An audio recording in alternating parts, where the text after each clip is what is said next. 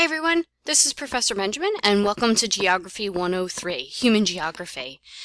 This course meets many of the learning outcomes for the college. So this meets writing intensive, it meets the interpretive studies, it meets the global diversity and the American diversity. So this actually checks a significant amount of boxes in your pathways. If you have more questions about that, you want to talk to an advisor, or of course you could reach out to me and I could help you with that.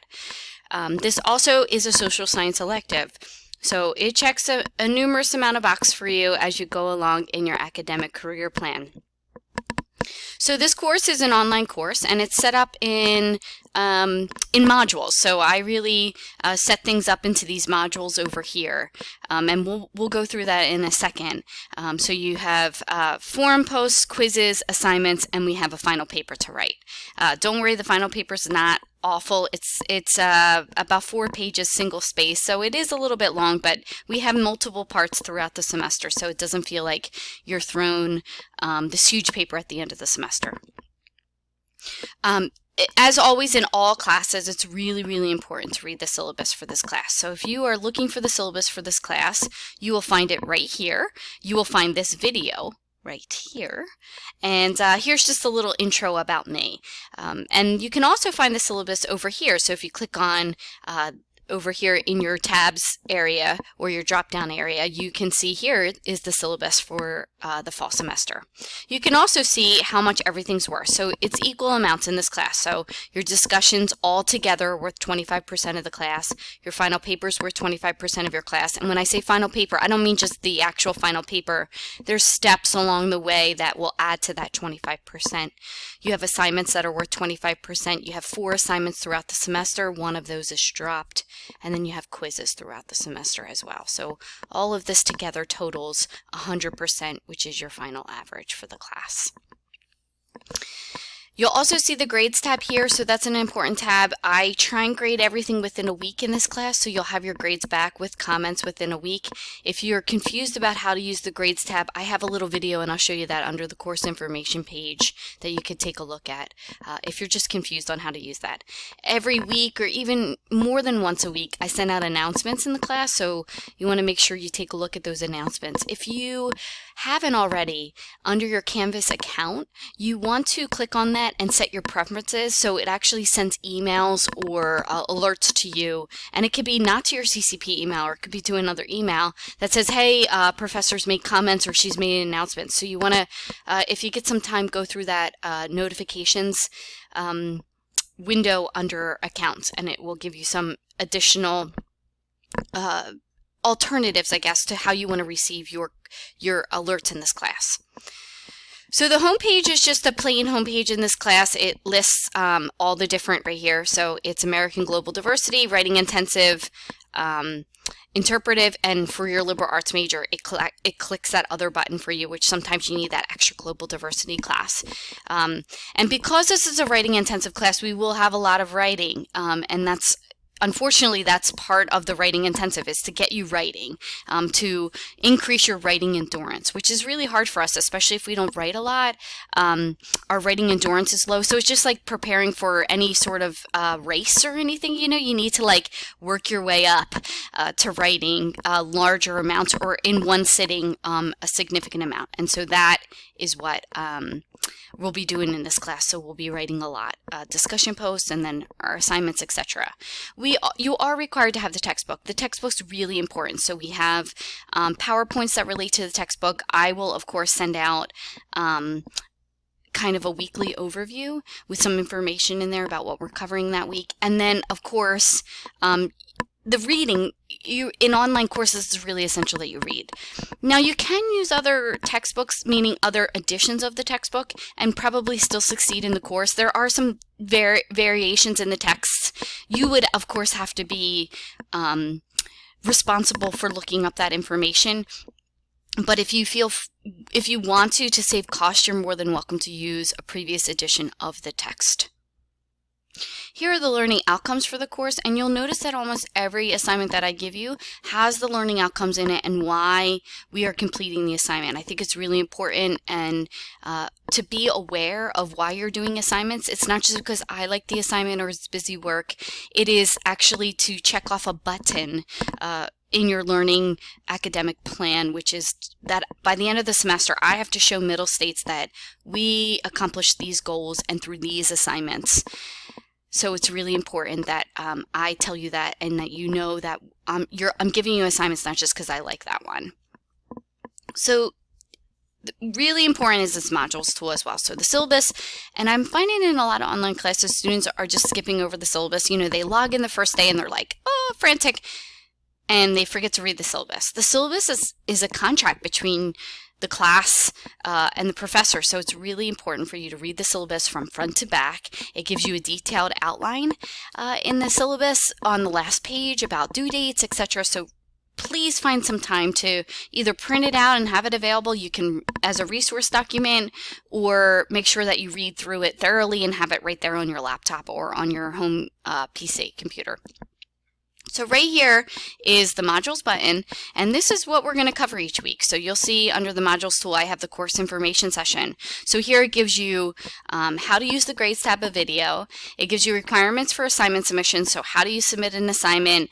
And then it gives you a little bit, in case you've never submitted an online assignment, I show you screenshots on how to do that, how to actually upload an assignment. In this class, everything has to be compatible with Canvas, so I cannot accept Google Docs. You have to convert those to a Word document. So PDF Word documents, I cannot accept dot pages.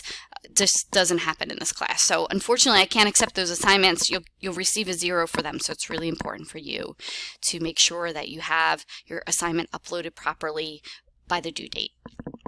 And then I have directions for initial posts and response posts. Citing references is really important because we cite references in this class. So how, you know, we properly cite. Even in our initial posts in this class, we properly cite. So this is the course information session. Make sure you read the documents under there. The course project, we'll start that in about week 3 or week 4 of the course. I give you all the specifics under here. I even give you the topics that you can choose from. You cannot modify the topics. It's one of the questions that I give you. You have to pick one of those. So I'll send out a video later on in the semester once we get past the first week about the course project. Each week, though, this is kind of what you'll see. So you'll actually see everything grouped together in one week. I like to be organized and have everything together. So each week you'll have a description of what we're going to cover that week. You'll have a lecture, sometimes my lecture, sometimes I find a really good one on YouTube that's available that another professor has done. That's there. You always have the PowerPoint that goes with the chapter reading. You'll probably get an overview from me in a video format or in a Word doc or in a written format. So take a look for that as well. And then you have always some extra readings to complete. Sometimes they deal with the forum posts, so it's really important that you read these extra documents and use those as sources in your initial posts. In this class, all initial posts are due by Tuesday and response posts are due by Thursday each week. The first week is a little different because a lot of times we start courses maybe not on a Monday. Sometimes we start them on a Tuesday. So sometimes there's different due dates just for that first session, so you want to take a look at that. In the introduction forum, we'll have the due dates. Then you have a quiz due every Sunday by 11:59 that deals with the chapter reading. So it doesn't deal with the additional readings, it deals with the chapter reading. So each week, everything is contained within this module here. So you should start at the top and go through the entire module, and you will not miss anything in this class. So that's why I think it's really important that you do that. If you look into week 2, though, you'll see that you have a little bit more work to do. Week 1, I try and get everybody on board, and then week 2, we really jump into the course material. You'll see that you have the description, the PowerPoint, and you have a bunch of videos and additional sources here. You'll also see down here you have a forum post, which would be due by Tuesday, initial post, response post by Thursday to a fellow classmate, and then a quiz. And then you also see that by September 15th, you have your first assignment due. I will send out a video on how to actually complete that assignment, but it's a small writing. It's not a small writing assignment. You actually have to look up some countries and submit some analyzation of those population dynamics. So you have your first assignment due. In my classes, I like to upload the courses, meaning I like to front load. I like to get a lot of work out of the way in the beginning of the class and then kind of get to a peak and then go ride that hill all the way down, whereas a lot of other professors like to beef up towards the end of the semester. I find that really hard for students, especially when they have too much to do at the end of the semester. They start to shut down. So I actually like to front load my courses. So you'll actually see you're kind of hit with a lot of work in the beginning of the semester in my classes, and then we kind of get over a hump and we ride the wave.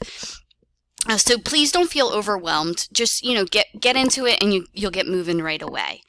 So this is kind of how the class will go. You'll have these modules each week, and if you follow from top to bottom, you shouldn't be missing any due dates or anything due. You'll also see under the forums that are due by Tuesday and Thursday each week, you'll see there's 4 questions. So you'll see right here, answer one of the 4 questions. So you only have to answer one of those questions. 9 students can only answer one of those questions. So we have 36 students in the class, so only 9 students can answer each question. If you are over that 9 question limit, like meaning if you're the 10th person to answer that question, then it's out of play. So I really want students not all to answer the same question. As a professor, that becomes hard to read the same thing over and over again. It also becomes very easy to cheat. And I'm a big stickler about copying other students' work. So please, if you find yourself looking at what other people have posted and then reworking yours to match theirs, that just doesn't fly with me. I pick up on that I sense that right away. So you'll be receiving zeros for any of that. So make sure that you pick a question that's not out of play and pick a question that you're not drawn to in terms of looking at other people's work. So you'll see right here everything, and then you're going to post your reply here. So each week you have initial post due, you have a response post due, you have a quiz due. Some weeks you have assignments due, and then we have that course project throughout the semester. There is no midterm and final. It's really just based on weekly by weekly information in this class. And that's really how I assess you, is week by week. Because we cover so much information that it's really hard for students to retain all of that information in one clip. As always, if you ever have questions in this class, make sure you reach out before it becomes a problem. I'm more than happy to answer you. I'm more than happy to address any situation with you. One thing I want to bring to your attention is that this is a no excuse class. You are given dropped assignments, you are given drop forums, you are given drop quizzes. They are your extra credit or your emergency backup. So if something goes awry in your life, maybe there's a death or you're sick, etc., you need to use up those dropped grades. And they'll show up in Canvas as grayed out. You need to use those up. So that's your extra credit or your emergency backup. I don't give any extensions on deadlines. I do not give any additional extra credit at the end of the semester. So it's up to you to plan ahead. And of course, if something goes awry, then you have those drop options for you available throughout the course that you can use in case something, in your life just goes a little off kilter. This summer I had my mother-in-law suddenly pass away, and it's just really helpful to have the ability to have flexibility in an online course. It was also flexible to have those dropped grades when I was taking an online course, just so that I was able to plan ahead and say, okay, well, this week is just really mentally draining. I need this time. But then I got right back on my horse again and completed the semester. So please make sure that you understand the requirements for this course. And of course, you can find all of that in the syllabus. Please read through it from top to bottom. Understand my expectations, especially my initial post and response post expectations. In some online classes, you just have to submit a little blurb and that counts. In this class, we actually have like mini papers that are due for our introduction posts, our initial posts, and then our response posts aren't just like, hey, love your post. So initial posts in this class have to be at least 300 words, paragraphs, proper citations, and then our response posts to our fellow classmates have to be at least 200 words. And they also have to agree or disagree and explain why. So I think once you get into the routine, you'll be in a good place in this class. As always, feel free to reach out, and I hope this video just gave you a brief overview on the requirements for this course for this semester. Have a wonderful day, and I look forward to beginning this journey with you.